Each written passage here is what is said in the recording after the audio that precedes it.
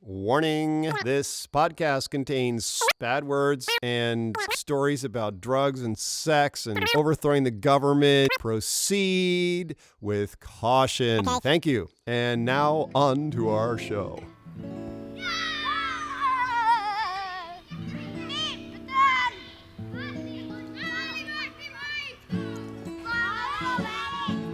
Wake up, brother, we got nothing to do. Let's go outside, just me and you, and build a fort.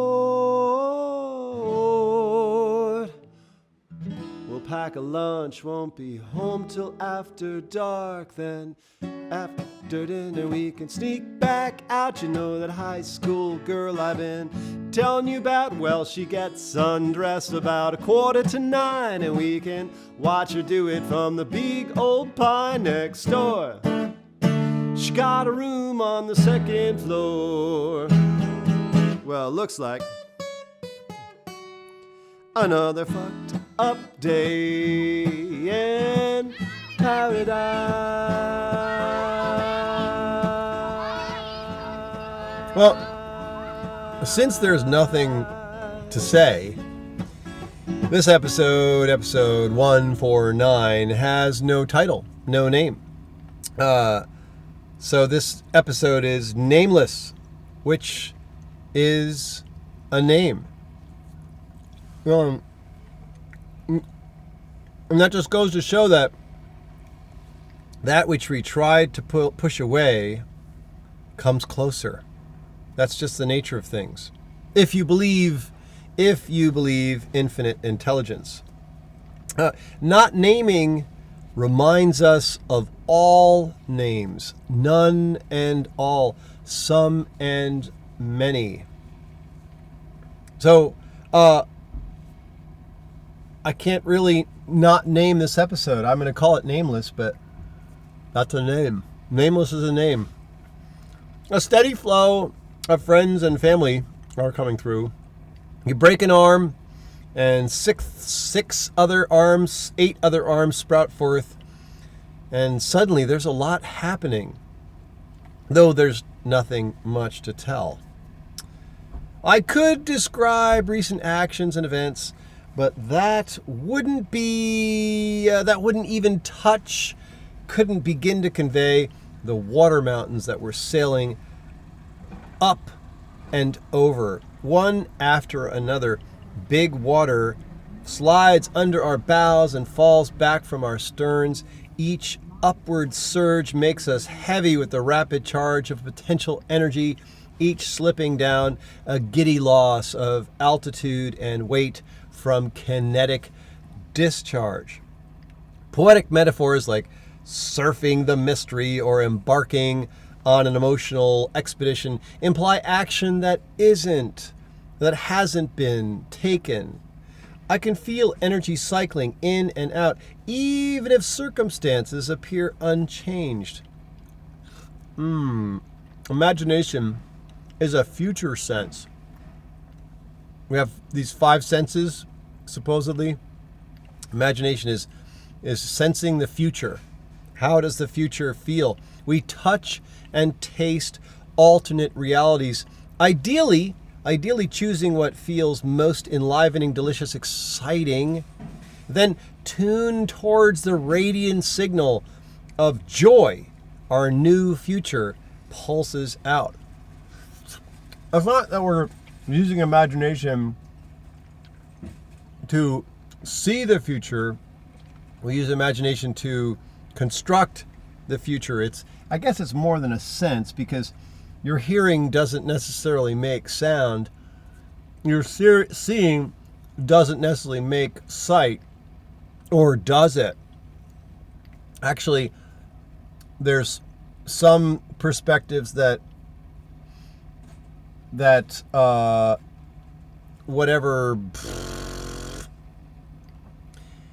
include ears in the construction of the experience of sound, include eyes in the construction of the experience of sight. So we don't typically think that our eyes and ears make our experience of sight and sound. but perhaps in some sense they do, because there are interpretive mechanisms. They're participating in the vibrations of air and light that we receive and turn into experience. A little off the topic there. But this is how fresh realities show up. Touchable, tasteable. The showing up may not look anything like action, like work or effort. Circumstances might even appear to have a retrograde quality, like breaking collarbones. This collarbone right here, this one I'm pointing this ice cream at. Like breaking collarbones or losing a lover.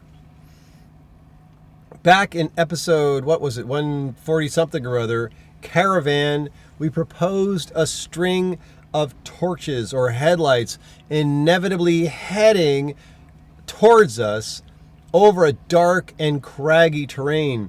So through the swerving paths of our interpretations and stories, the lights might swing away or even disappear, while our CB radios burble with the happy banter of truckers who keep on coming to us. They keep on trucking at us, inevitably arriving, regardless of whether we can see their lights or not.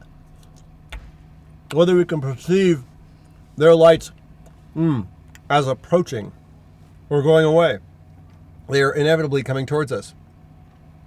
And all this is to say that there's not much to say unless I try and describe how water mountains lift and drop, or the wind in our hair, how that feels as pavement spools by. This is an episode about nothing.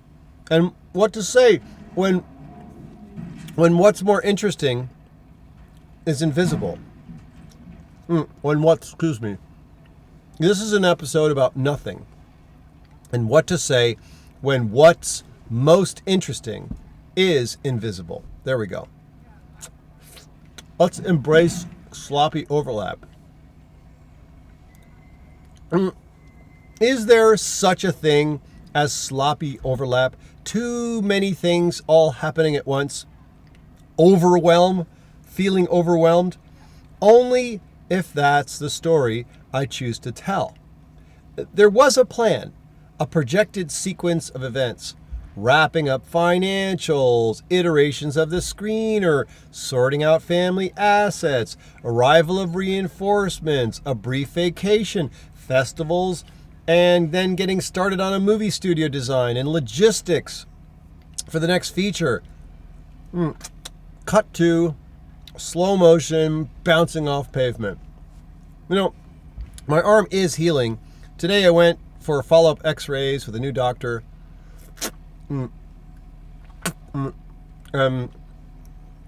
He was definitely thinking I should get some surgery. And I agree, I don't really want to let my arm continue to heal and its current situation. The collarbone chunks are quite a bit separated, even after 3+ weeks.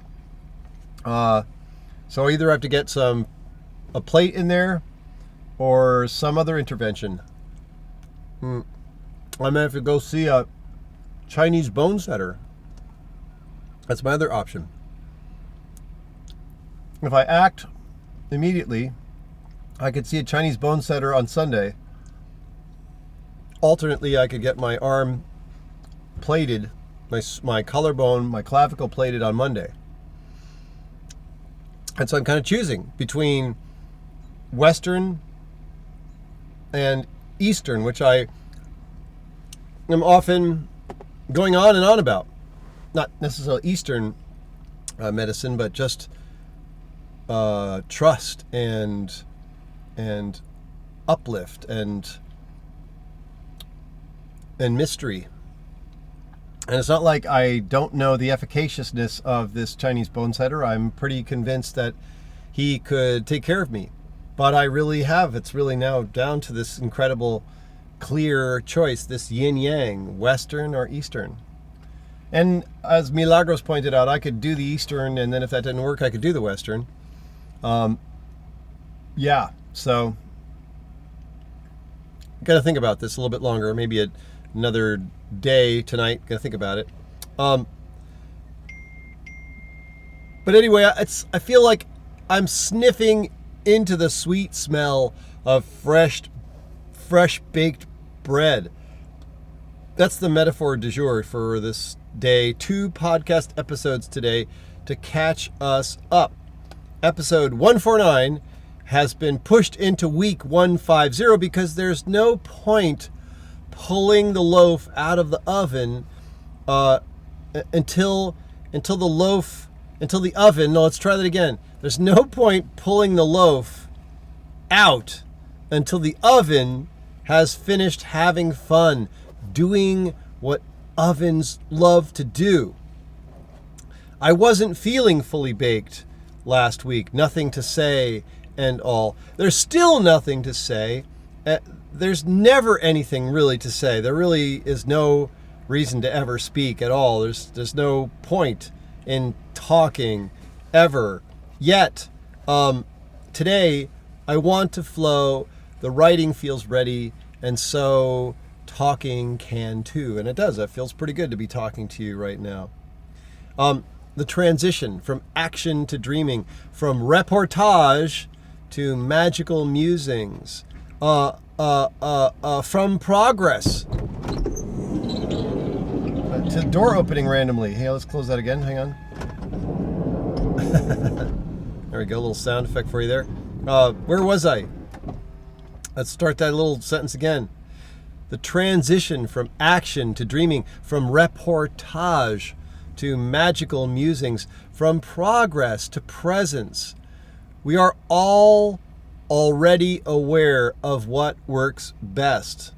My choices are not brand new. I suppose wanting to belong and fit in, whatever, be part of the tribe, be accepted. I suppose that wanting to belong is a story about how I misplaced my owner's manual. Fitting in seems like a big deal. How we get kissed and snuggled by others. And now picture me now with this beard. See, they've still got this beard here. I grew this beard for the movie.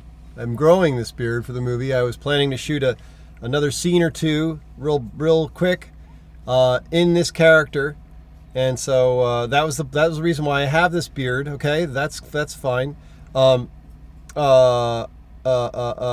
It's getting ever longer and scraggly, and I already have this long hair that needs a trim. And, along with my tendency to wear fuzzy house slippers in public and colorful cotton sarongs around my waist, and then add to this image my sling, this arm sling, and I look like some kind of crazy old homeless hippie who fell down the stairs while he was drunk. And, I just, at this point, I've just got to abandon any vestigial desire I have of fitting in. I don't fit in at all now. Even, in the very slight way I was fitting in before, I don't fit in at all now. And I'm definitely I can tell that I'm definitely making the tourists and young women a little nervous.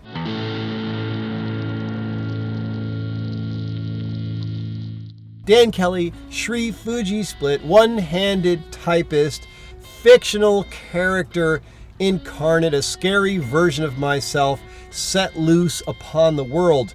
A meal I should have finished a couple weeks ago, and one that I'm starting now, and the leftovers from last night. All these different meals kind of swirled together into this rich stew.